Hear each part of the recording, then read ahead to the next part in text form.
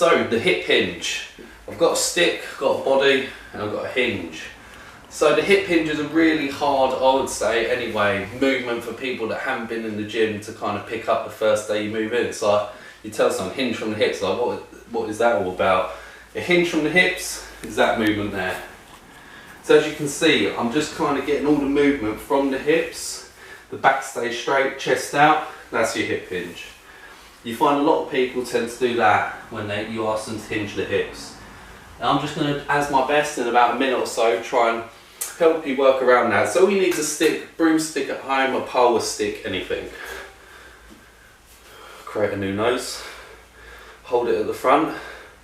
All you're going to do is one hand near your private area, one hand on the chest. Stand to the side. My goal is to keep this pole on my nose and in that area. So you're just going to lick forwards from there. And what this is going to encourage you to do is just get that basic hip hinge movement. With your legs, you can have a slight bend in the knee, and that will help just get a bit more hip hinge. So this is kind of like your first steps to getting that stiff leg deadlift and that RDL right.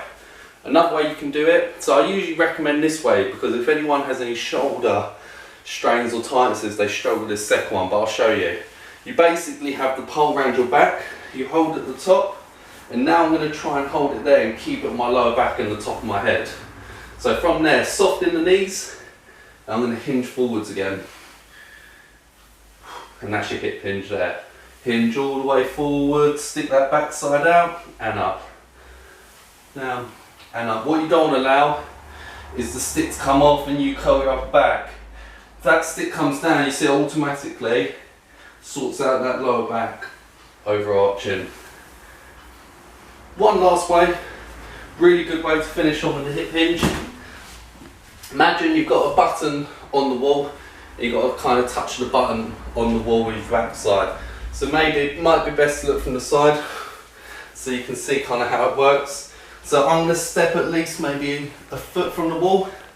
All I'm going to do is try and touch the button with my bum. Touch the button with your bum.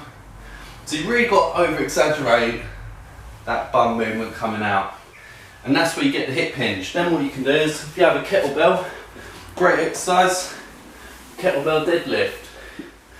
You can really see how that hip hinge is incorporated in the movement.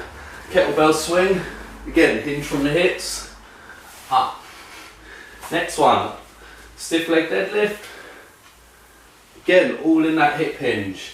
So it's really important that you get the hip hinge right first time, because if you're doing it wrong with all these movements and you're adding lots of weight, you're going to pull, you're going to get an injury, and then you go back to square one. That's your hip hinge.